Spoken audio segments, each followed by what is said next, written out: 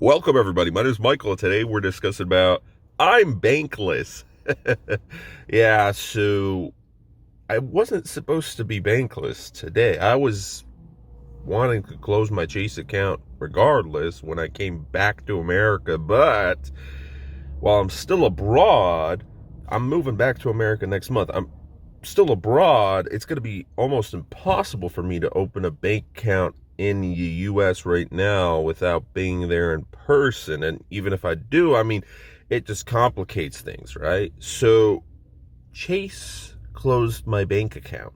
Now, I didn't receive any emails. That's also fantastic. I just discovered this yesterday at night and I called Chase customer service. I put in my card details and they said, your card is closed. And at this point, I knew it was 100% confirmation. But I realized last night something's wrong here because it's not showing my checking account. I just had a checking account, nothing, no savings, nothing. It had $0 inside because I was a little skeptical. I had some paranoia like, something might happen. I do have money in Nifty Gateway, and the only way to withdraw is either to Gemini, which has some issues, we're going to make a video on that, or to your US bank account. That's it, only a US bank account. So I linked up my Chase and I said, well, I'm not going to send it just now, just in case something happens, and it's a good thing I did it, because that would complicate things. I'm not sure if I'd lose my money. I'm pretty sure I'd be able to get it back, but how? It would take a long time. I'd have to make plenty of calls, and ultimately, I don't think I'd get it back immediately. You know how banks go. The last time I tried paying for my secured credit card, which finally arrived, and I also activated last night, and that's why I figured out my Chase account wasn't working, because I had to link it up to my secured credit card. Well, I tried paying with my girlfriend's Polish bank account to set up the secured credit card, and it didn't go through. The payment didn't go through, but they still took my money. So what happened? I figured out that the bank has a 14-day policy where if your payment gets rejected, there's an error, they get to keep your money for 14 days. Of course, we were calling on the 13th day, 14th day, and I think I got it on the 15th day. So they waited till the very last second of their policy, which was unfortunate because I needed that money. It was an actual fair amount that I sent, and I figured, well, if it got rejected, if it was an error, they're just going to give it back. Everything's going to be fine. And then I realized, oh no, it's a 14-day policy. Well, you know how banks go. So Chase, no emails. I don't have a U.S. phone number, so I'm sure they would probably verify with SMS, but I already told them so many times, like, hey, if you have anything important, the email is the only real method of reaching me. And of course, no one cares because they sent a physical copy, which I get it, it's bureaucracy. They sent a physical copy to my parents' house, and my mom, she's busy. My dad, he's busy right now. So I did get my secured credit card. I don't have the physical secured credit card, but I did get that list. My mom took pictures of that, but she didn't get to take pictures of the Chase, the Chase letter that came, because there was just too many things going on. So my parents got that. I didn't get that. I'm abroad. I didn't get an email. So I had no idea of knowing that, hey, I don't even have a bank account anymore. I don't have a U.S. bank account. That was the only U.S. bank account that I have. And the secured credit card that I have, it's super weird because there's no banks in person that you can visit. It's a pretty crappy secured credit card. The only reason I have it is to hopefully improve my credit score, and it is working. My plan with a special loan and this special secured credit card, but they're special in their own way where they're just troublesome. Maybe not the loan. So far, everything's okay with that. Everything's fine. But with the secured credit card, we're going to make a video about it, how it's rather troublesome. But anyways, since I am negative on all of my Polish bank accounts, and some are, there's a fair amount, and they closed down my Chase account. It's official. I could say I'm bankless. I'm technically bankless. Sure, I have bank accounts in Poland, but I can't use them because some of them, they're commercial, they're personal loans that were defaulted on, but some of them Actually, the government took some money because of fines. Now, I am paying back those fines. Half of them are paid for. Everything's fine. I need to have 100% of that paid for because the EU, since 2017, the year that I flew in here, they changed the rules. Basically, if you had fines, they would expire past 1 year. It's past 1 year. They would have expired a long time ago. But they changed it to 3 years. Can't wait 3 years. We're halfway through there, but that's all right. And the second part that they changed, this didn't exist before, but this is in all of EU, supposedly right now. If you have unpaid fines, even something that's $10, right? And you completely forgot about it, and you have no insurance on your flight, and they stop you at the airport, they're most likely going to stop you 2 hours or an hour before your flight. That's not enough time to pay your fine, make sure that it's in the system, and they're going to let you go, but your flight has already gone, and you lost your money for your flight. So I'm getting insurance, and I'm going to pay for all my fines, and hopefully that doesn't happen, but that's the number one reason I need to have that paid for. So anyways, I don't have a bank account, because all my accounts here, the funny thing is, some of them have been closed, but some of them are still technically open past 1 year, and here's the thing. Chase decides, well, I called them, and they told me, it was closed due to inactivity. And I asked, well, is it negative, right? Because I had $0. And technically, what I remembered, I forgot about this because I've always used it. But since I didn't receive a YouTube paycheck, I used to receive a YouTube paycheck every single month for my other accounts. But since I don't receive that anymore, there's zero activity. And how could there be? Because I don't use my card. I don't use anything, right? I only live off of my crypto right now, which is pretty cool, but there's also some problems when you don't have really a bank account and you don't really use it. So I closed my account due to inactivity. They told me for 60 days. If it's 60 days, I thought it was 3 months that it was negative or whatever, but they said, no, you're not negative. You had just $0. You don't owe us anything. You didn't have anything. We just closed it due to inactivity. Like, you didn't use it. And that's so weird because I know there's other bank accounts where you could not use it for 6 months. Here they punish you for not using it. They're like, you need to make us money. We're going to close you. So I asked, can I reopen? Because I looked for negative accounts. If someone went negative, they have a 50-50 chance of reopening. Some they do, some they don't. And usually if it's within the first 30 days that you ask them, please, hey, can I reopen? So I called immediately as soon as I found out, and they said, yeah, no, which is a problem because I had a college checking account.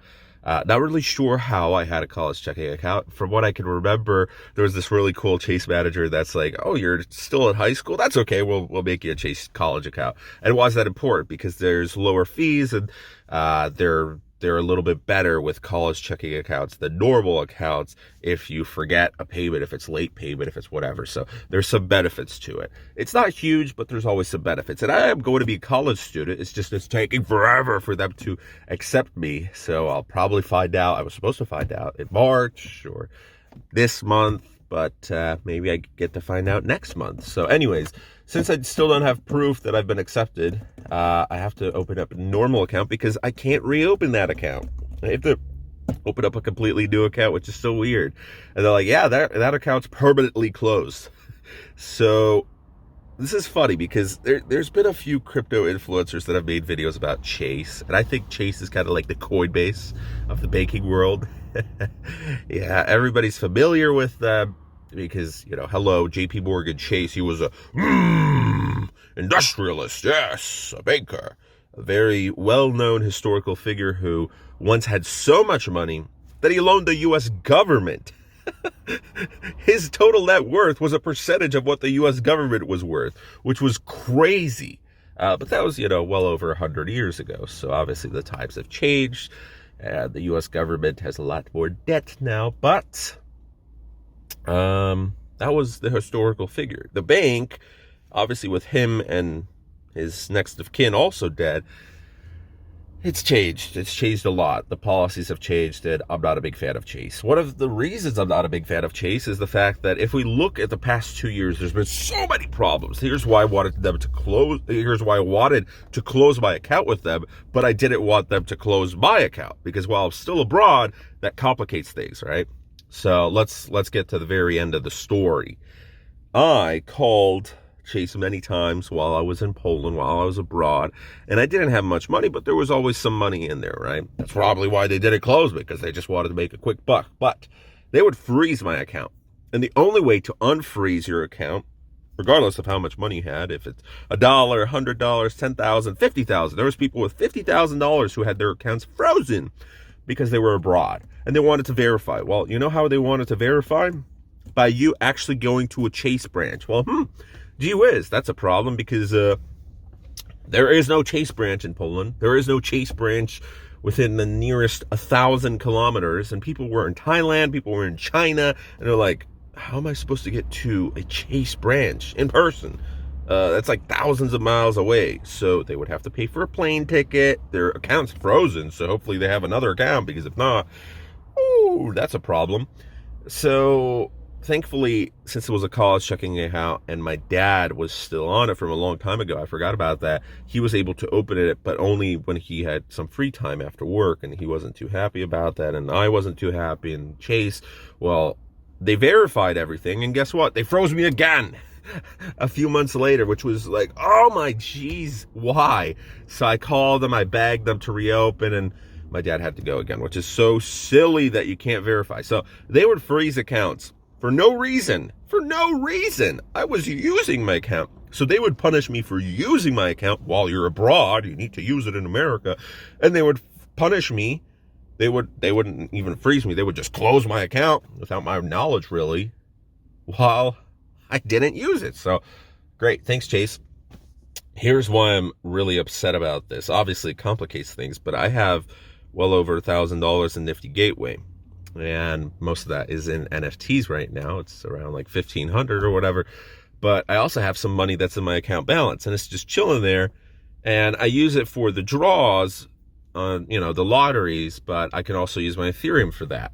So I was thinking, well, what if I just take, first I set it $100 just to check everything goes through, because some people have been complaining that it's taking a few days for Nifty Gateway to actually send out these withdrawals. Well, I was expecting that it would be delayed, so I figured, I'm going to wait till I'm back in America to send these withdrawals, just in case there's some problems. And it's a good thing I did, because if I did send earlier this month a withdrawal, like last week, it would take probably for them a few days, Nifty Gateway, a few days to organize, that it'd take a few days to send. I love it. It's cryptocurrency. I wish they could let me withdraw at Ethereum, because it doesn't take a few days. And I hate the 3 to 5 business days making, It wouldn't arrive in time. They would have already closed my account. So what would happen with that money?